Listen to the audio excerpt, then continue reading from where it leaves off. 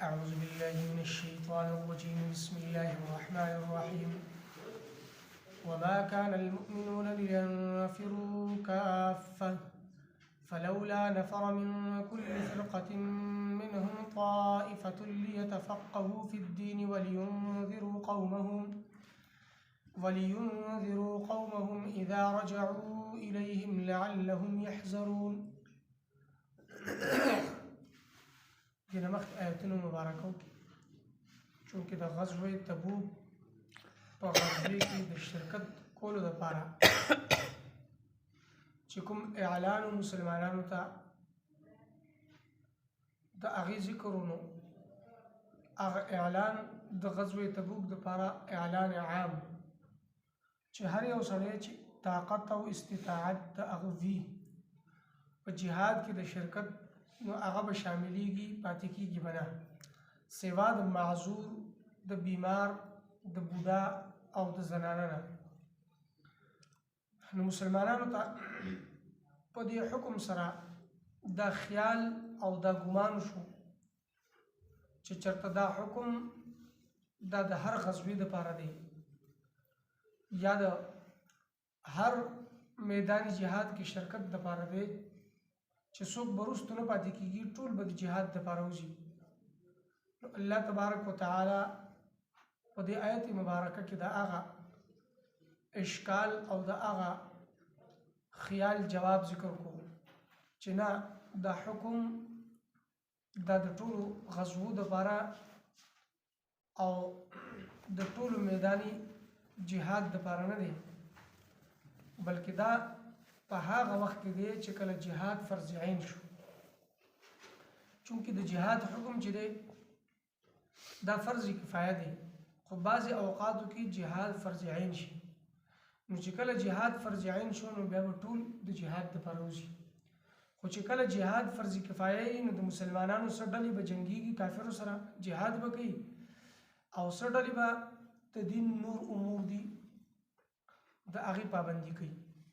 او بعض مفسرین فرمایي چې د دې آیت مبارکه تعلق د علم سره دی لکه څنګه چې د جهاد دوه قسمونه دي فرض عین او فرض کفایه نو داسې د علم هم دوه قسمونه دي فرض عین او فرض کفایه. فرض عین کوم علم دی چې کوم ضروري علم دی لکه سړی مونځ کوي نو د مونځ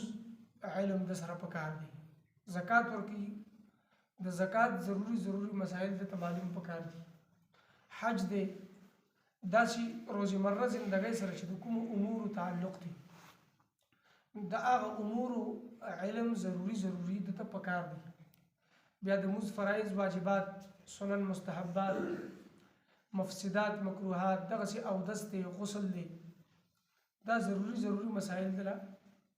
زده کول فرض او ضروري دي. دویم علم دی فرضی کفایه چې هغه د قرآن او د حدیث علم دی عام د شریعت په احکاماتو باندې عبور حاصلول او د هغې زده کړه نو دا فرضی کفایه دی چې څه کسان یې زده کړي نو د ټولو نه به د دې ذمه ساقط شي او خلاصه به شي. خو که څوک هم دا علم زده نه کړي نو بیا ټول به پکې ګناهګار ټول به نیسلی کېږي.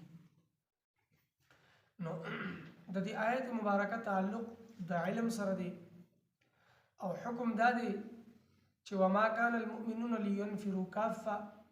نو مسلمانانو له دا نه ده پکار چې دوی وځي ټول چې د علم زده کولو لپاره اوس ټول ووتلل څوک هم وروستو پاتې نه شو داسې به نه کوي بلکې څه کسان به د علم زده کولو لپاره ځي او څه کسان به وروستو پاتې کېږي نور امور دي او ضروریات هم دي د دنیا په اعتبار سره د ژوند په اعتبار سره انسان سره تړلي ضروریات دي نو دا به هم پوره کوي. ځان نه به راهب او ځان نه به متوکل نه جوړي چې بس دی وایي زما په الله باندې توکل دی او ما ته به روټۍ او چای او د هر څه به تیار راځي او زه به خورم زه متوکل یم داسې به نه کوي. او ځان نه به راهب هم نه جوړي چې خپل رونو سره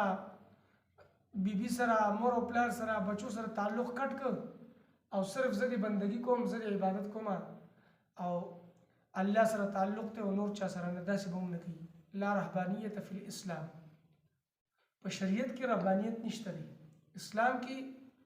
د محمد صلی الله علیه وسلم په امت کې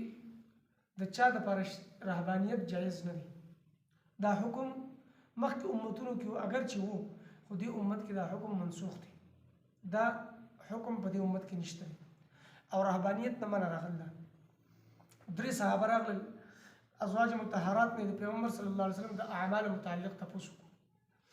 چې پیغمبر صلی الله علیه وسلم کوم اعمال کوي نو امهات المؤمنین ورته اعمال خودل چې دا د اعمال دي د پیغمبر صلی الله علیه وسلم داسې اعمال کوي نو دې کې یو صحابي وی چې زبا ټول مروجین سم بوزه کوم منا یو صحابي وی چې زبا واده نو کوم او عبادت وکوم صرف رهبانیت به اختیاروم او یو صحابي هغه وی چې زبا د شپې خوب نه کوم زبا صرف او صرف عبادت او بندگی کوم په دې کې پیغمبر صلی الله علیه وسلم تشریف راوړ دا خبري واوریدل تاسو سوي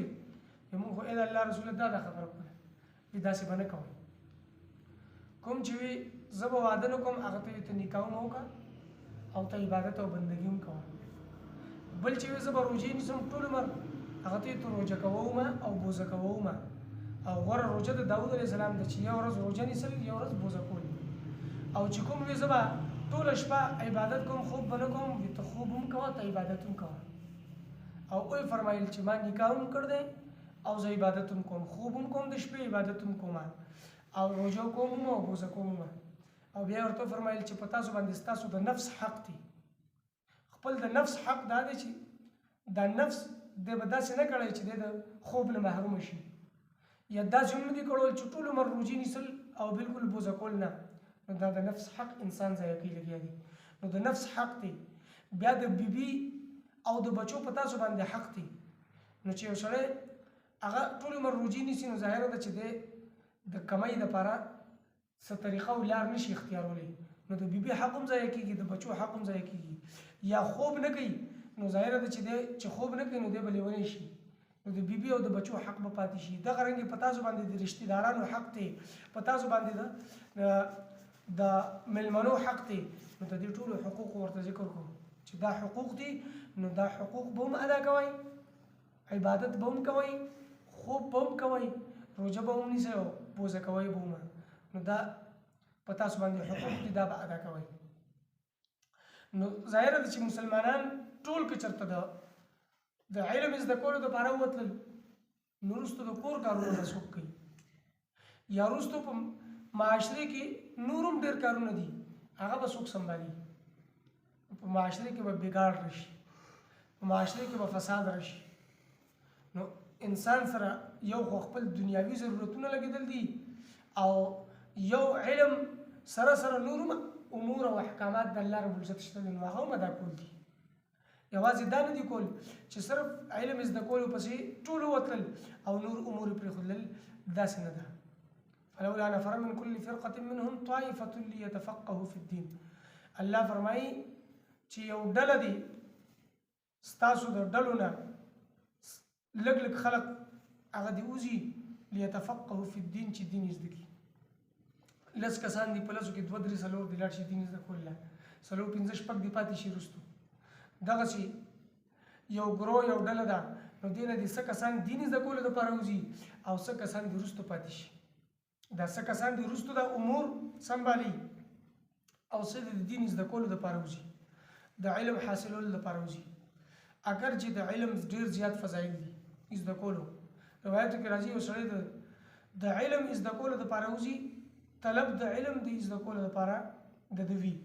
نو الله رب العزت به د جنت لارې اساني کړي او روایتو کې راځي یو سړی د علم زده کولو دپاره وځي نو علم زده کولو دپاره ووته نو د ده دپاره جاندار دا چې څومره دي دا ټول دعاګانې کوي تر دې روایتو کې راځي چې میږي خپل په کورونو کې او مئی دله په اوبو کې دعاګانې کوي فرشتې نوراني مخلوق دله په فضاګانو کې په اسمانونو کې د ده دپاره دعاګانې کوي مارغان د ده دپاره په هواګانو کې دعاګانې کوي دا فضیلت دی لیکن د دې دپاره شرط دا دی چې نور ټول کارونه پرې خودلل او د علم په طلب کې ټول خلکو له وتلل دا درست نه ده بلکې څه کسان د علم طلب کې بوزي سبب پاتې شي نو چې کوم علم زده کړه دا به واپس راشي ولینذروا قومهم اذا رجعوا الیهم چې واپس راغلل نو بیا خپل قوم ته د علم خي خپل قوم به یری احکامات ورته خي اوامر ورته خي لار ورته خي اذا رجعوا الیهم چې کله ورته واپس علم زده کو واپس راغی خپل قوم ته بخي لعلهم يحذرون دې د پاره چې دوی بچ شي د نافرمانی نه د ګناه د کارونو نه شریعت نه خلاف کوم کارونه دي د الله د حکم نه خلاف کوم کارونه دي د هغې نه به بچ شي ځکه چې عالم به علم زده کړی راغلی دا به یې خبردار کړي نو چې کله دا خبردار کړل نو تو به د هغه نافرمانیانو نه ځان بچ کړي هغې نافرمانیانو ته به نه نږدې کېږي ځکه چې دی به په هغې باندې خبردار وي دی به پوه شوي نو چې نه نږدې کېږي د عالم ومه په دې کې اجر او ثواب وشو د هغه پکې هم فایده وشله او چې چاته یې وښود د ده پکې هم فایده وشله د دواړو فایده وشله وما كان المؤمنون او نه دي مؤمنان لینفروا چې وځي کافة ټول فلولا نفر من كل فرقة پس ولې نه ده وتلې د هر یو ډلې منهم د دوی نه طائفة یو ډله سلک کسان لیتفقهوا فی الدین دې دپاره چې دوی پوهه حاصل کړي په دین کې ولینذروا قومهم او دې دپاره چې ویری دوی قوم خپل اذا رجعوا الیهم چې کله دوی واپس شي خپل دې قوم ته لعلهم يحذرون دې دپاره چې دا قوم د دو بچ شي د ګناهونو نه ویریږي او بچ شي د هغه نافرمانیانو نه